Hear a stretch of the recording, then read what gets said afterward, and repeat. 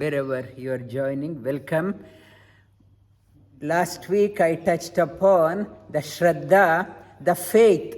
Faith is the source for the acquiring the knowledge. In Bhagavad Geeta class also yesterday we touched upon that one, shraddhavanllabhate jnanam. Bhagavad Geeta yesterday and shraddhavanllabhate jnanam tat-parah sanyatendriyah jnanam labdhva param shantim achirenadhigachchhati. Why knowledge is required? If you want happiness, peace in your life, knowledge is a must. Knowledge, in Bhagavad Gita also it touched upon, and Shraddha, we need a faith. Faith is the foundation of the knowledge. Faith comes through the practice. Practice, yoga talks about Yama and Niyamas are the foundation. Yama and Niyama, practice of Yama and Niyama instills faith in us. To get the faith, we need to practice. Yama and Niyama are the foundation of yoga.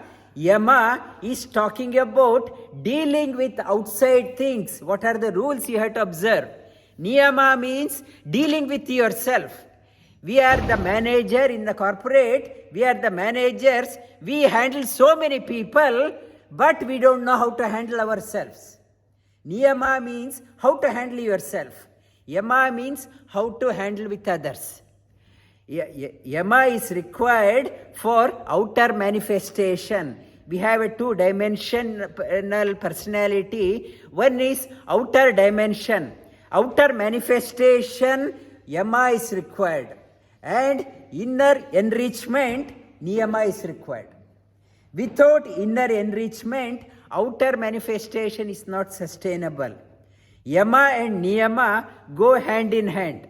Yama and Niyama are blended together. Every component of Yama has a Niyama in that one. Every component of Niyama has a Yama in that one. Yama in the sense, the both outside approach and inward approach. And ahimsa, it's a Yama has 5 dimensions. Ahimsa, Satya, Asteya, Brahmacharya and Aparigraha. 5 components of Yama. Ahimsa means non-injury. Your living must not be a burden for others. Non-injury is the Yama. That is the outside dimension. What is the inner dimension? I am not injuring others. What about yourself? Are you serene? Are you calm in your life? Do you have depression, anxiety? If you have depression and anxiety and agitation, that means I am not at ease within myself. There is no ahimsa. There is a himsa here. I may not be doing himsa outside. I am not doing hurting others, but I am hurting myself. Ahimsa opens up outside, non-injury, and see how to discover happiness within. That is another dimension of ahimsa. Satya, true, the truth, the talking the truth, be truthful to others. It's an outward manifestation. And inward Satya means my thinking, talking and action must get aligned. Kaya, Vacha, Manasa. These 3 must get aligned. I should be talking something, but it is not implemented in my life. It is not Satya. I will ask you all to practice yoga every morning, get up and do. I myself is not practicing.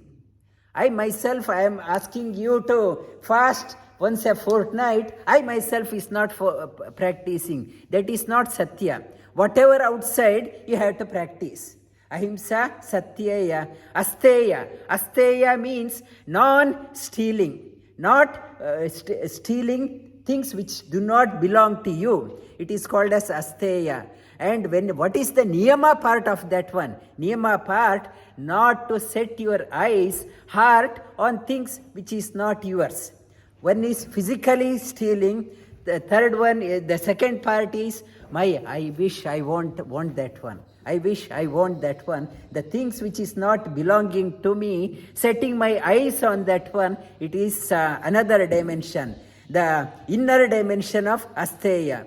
Brahmacharya means continence. Be restrained. Restrained, dealing with that you have to conserve your sexual energy. It is a vitality. It will help in transforming into a spiritual energy. Not to squander that energy in reckless living. And inner dimension of brahmacharya means you should have vision for the life. Have a great vision for the life. Brahma means, yesterday I touched upon Brahma Karma Samadhina. If you want to do any great achievement, great things in your life, your action, if it has to manifest into a magnanimous action, you should have a vision. Without having a vision, Brahma is the vision, Supreme Lord is the vision. To march towards that one, I must have a great vision within. And outside, I have to have a continence. And aparigraha, I should minimize the hoarding things for me. So much of I have accumulated in my life, may it be so much of money I have accumulated, so much of possessions I have, I am not using that one. Too much of accumulation and so much of need in my life. I think I need that one. I may need that one.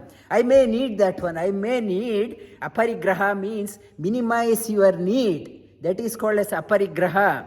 And from the niyama point of the aparigraha, niyama for that one, minimize your wants. Within, I should reduce my wants.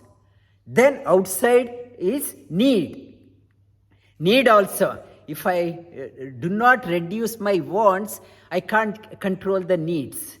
It has to go together, both dimensions. And the niyama, 5 in number, shaucha, purity also, niyama also, every component of niyama has a yama dimension. Niyama, shaucha, purity within, I have to observe the purity within. The thinking, pure thinking, physically thinking, and outer dimension of that one, whoever I am in contact with, I should have that much of energy, I should purify them. I should practice the purity. So much of purity, I am able to purify others' life. Shaucha. Santosha means samyak tosha. Complete contentment. Within me, I have complete contentment, at peace. I am so much of at peace and within, and santosha, the yama dimension of santosha, I should bring in joy to others' life. I should enhance the santosha of other people. Shaucha, santosha, tapas. Tapas means austerity. I had to do the sadhana for myself. For doing the sadhana, there is asanas we are doing. Asana, body is hurting. I am easy to give up. I can't sit in one posture. If I want to sit, my leg is hurting, I give up. I don't want to do. Tapas means one dimension of that one. Can you endure bit difficulty? It's bit challenging. Can you endure? Endure that one. Endure bit more. Able to endure the challenges in life. It's called as tapas. Tapas means the austerity, outer dimension. Outside, so much of challenges comes. No one's life is easy. Can you endure the hardship? If every time that you had to think, if my life is going so smooth, no problem, and think for yourself, this is not right. If it is so smooth, everything is given in golden spoon, there is no tapas in my life. I need challenges. If it is so smooth, there is no progress in my life. I need, when the challenges comes, it gives a platform for me to transform myself, uplift myself. And all the seekers, the sages, why they go through so much of hardship? They get up so early, they go to Himalayas, they go to many places. Why they do? They want to put themselves not in a comfort zone. They want to push themselves to the boundary. Then only best in them comes out. Revelation within happens when you are pushed to the edge. In the great thinking can dawn in when you are pushed to the edge. If you are in so comfortable, then your mind becomes droopy. To unfold your mind, you try to push yourself to the edge. Always, never say that I am comfortable in my life. Being comfortable, it is not the purpose of life. Most of us are seeking the comfort, beyond that one, try to go beyond. One who can go beyond can alone become a great leader, can add value to others. Tapas, swadhyaya, inner component swadhyaya, every day dive deep, contemplate within. How my journey is there, connect within, swadhyaya, swa adhyaya, swa means swatantra, adhyaya. There is an independent reality in me. Try to contemplate on that one. Swadhyaya, outer component. Taittiriya also talks about Swadhyaya, Pravachanabhyam, Na Pramaditavyam. Outer component of Swadhyaya, inner component, to go within, I have to open inner ear. Most of us do not know we have an inner ear. We think only we have outer ear. When you go within, your inner ear opens up. So much of knowledge dawns in inner ear. When you have heard that one, you speak out. Pass it on to others. Outer component of Swadhyaya, open up your inner ear. We never heard of that one. What is that one? Where is that one? You get that one when you dive deep. Your inner ear opens up, all the knowledge dawns. When you hear, you pass it on to others. What you hear from the teacher, you hear through the outer ear, contemplate and pass it on to others. Swadhyaya. And Ishvara Pranidhana, another inner dimension of Ishvara Pranidhana, Niyama side, it is surrender to the God. Surrender to the God. And outer dimension of Ishvara Pranidhana, see the same God in everyone. One is see the God within, outer dimension, see the same God, Lord everywhere. When I see the same God residing in everyone, how can I hurt that person? Then when I see the same God outside, then ahimsa dawns in. So, Niyama, Ishvara Pranidhana, it is linked back to ahimsa. Ahimsa dawns in. When I see the same God everywhere, how can I hurt that one? Ahimsa dawns in. So, Ishvara Pranidhana, Niyama and Yama are intertwined, interlinked. And Mahabharata says, ahimsa is like a Gajapatha, foot of the elephant, so big. If you are established in ahimsa, you are established in all dimensions. All components of Yama and Niyama. It's so big. And I can't follow the ahimsa that I am so that injurious in my life. So I can't for himsa. Himsa, my life, is causing so much of injuries outside. I can't follow ahimsa. The reason is desire, selfish desire. Because of the selfish desire, I can't follow ahimsa. To follow ahimsa, you have to transform the selfish desire into selfless desire. Dhyayato vishayan pumsah sangasteshu pajayate sanga sanjayate kamaha kamat krodho bijayate. Bhagavad Geeta says, when there is a selfish desire, where there is a selfish desire, anger also comes along with that one. Selfish desire, sun is anger. Where there is an anger, there is no ahimsa. So, to get established in ahimsa, you have to